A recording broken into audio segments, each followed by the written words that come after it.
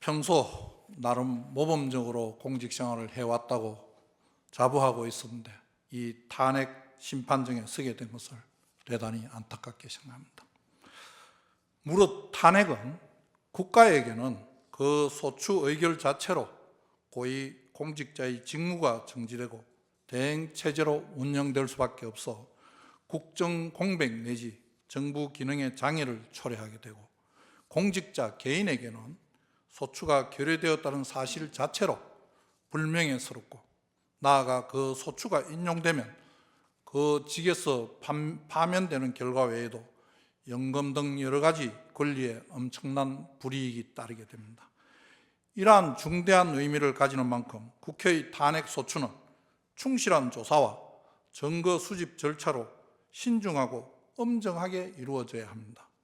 우리나라 탄핵 심판 제도는 사법 절차나 징계 절차에 의한 처벌, 징계가 곤란한 사람들에 대한 보충, 보완적 제도로 알고 있습니다. 그리고 정치적 심판이 아니라 규범적 심판 절차를 취하고 있는 것으로 압니다. 그러므로 소추 및 심판 절차에서는 증거에 근거한 판단을 하여야 합니다. 우리 헌법재판소도 그러한 입장을 취하고 있는 것으로 알고 있습니다. 그러므로 국회 역시 증거로 입증 가능한 탄핵 사유에 대하여 소추 의결이 이루어져야 합니다. 그러나 본건 탄핵 소추 의결에 있어서 국회는 사실 확인을 위한 그 어떠한 조치도 하지 아니하였습니다.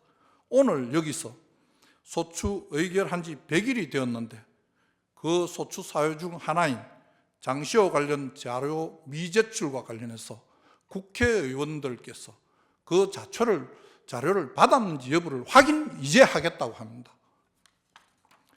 즉 본인에 대한 국회의 탄핵 소추는 국회 차원의 별도의 조사나 증거 수집 절차 없이 비상계엄이 내란이며 침묵은 공모라는 궤변을 주된 탄핵 사유로 삼았고, 구체적인 헌법, 법률 위반 행위조차 제대로 특정하지 않은 채 소위 카드라식 의혹 제기에 불과한 언론 기사들을 증거로 첨부하였을 뿐입니다. 소추 당시 탄핵 사유를 입증할 구체적 증거는 없었으며 현재까지도 없습니다. 이렇듯 탄핵 사유를 뒷받침할 만한 아무런 증거가 없음에도 국회법에서 정한 조사 절차마저 생략한 채 이루어진 이 건 탄핵 소추는 소추 절차 자체가 국회법에 위반한 것으로 보아야 합니다. 만약 국회 측이 국회법에 규정된 탄핵 소추를 위한 조사 절차는 임의 규정이고 재량 사항이므로 관련 절차를 거치지 않아도 되고, 탄핵 소추권은 국회의 권한이므로 증거 없이도 소추 가능하다고 주장한다면 이는 이제껏 검찰의 처분이나 정부의 재량 행위에 대해서 권한 남용이라며 문제를 삼아온 국회의 입장과 사뭇 다르다고 할 것입니다. 바로 내로남불입니다. 헌법재판소는 그러한 국회의 주장을 배척해야 합니다. 그렇게 하지 않으면 향후에도 아무런 증거도 없이 탄핵 소추권 행사를 남용하는, 이를 조장하는 결과를 초래할 것입니다. 국회의 졸속 탄핵 사추는 탄핵 인용, 즉 파면을 목적으로 하는 것이 아니라 오로지 고위공직자의 직무정지, 이를 통한 국정공백 내지 마비를 초래하기 위한 의도로 제기된 것으로 볼 수밖에 없습니다. 이는 명백한 탄핵 소추권의 남용으로 각하되어야 합니다. 탄핵 소추권이 국회의 권한이라고 다수당의 의도대로 다수결에 의하여 탄핵 소추권을 남발하는 것은 다수결의 원칙을 악용한 다수의 전제정치이자 다수의 폭정입니다. 다수에 의한 전제정치가 민주주의가 처할 최고의 위험이라고 많은 석학들이 경고하고 있습니다. 이에 저는 헌법재판소가 신속한 각하 결정으로 이러한 국회의 폭정에 제동을 걸어주셔야 한다고 생각합니다.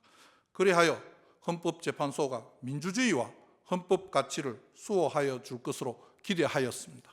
그러나 안타깝게도 그렇게 되지 않았습니다. 2024년 12월 12일 국회의 탄핵 소추 의결로 법무부 장관의 직무는 바로 정지되었고 1회 변론 기일까지 거의 100일이 흘렀습니다. 헌법재판소에서 절차가 지연되는 동안 국회는 자신들이 의도한 탄핵 소추의 목적을 이미 달성하였는지도 모르겠습니다. 청구인 측에 묻고 싶습니다.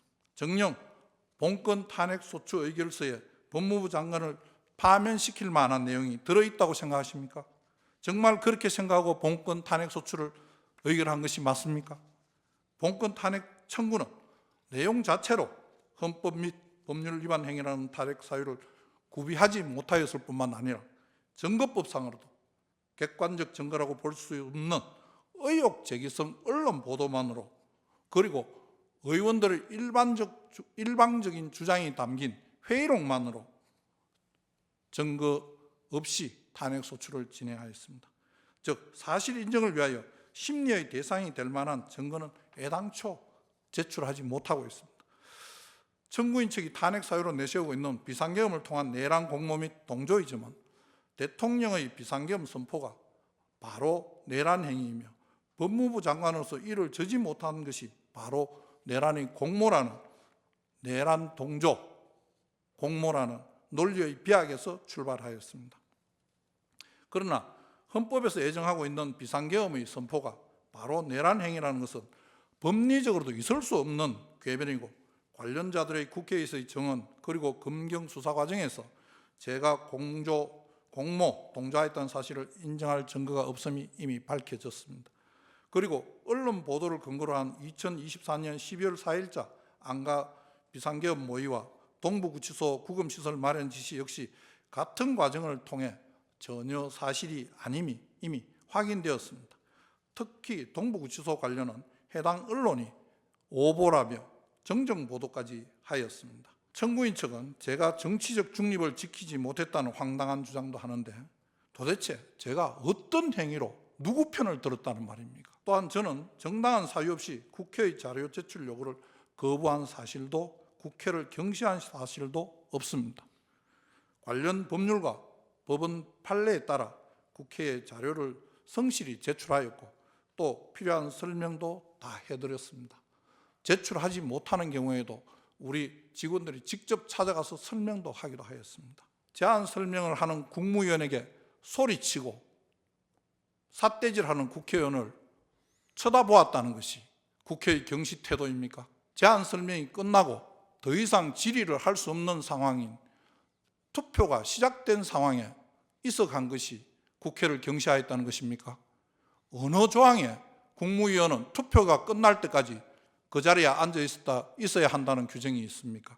국회의 탄핵 소추 의결서를 아무리 살펴보아도 저희 어떠한 행위가 헌법과 법률을 위반하였다는 것인지 도무지 알 수가 없습니다. 거듭 강조하건대 본건 탄핵 소추는 오로지 법무부 장관의 직무정지를 목적으로 이루어진 국회의 권한 남용입니다.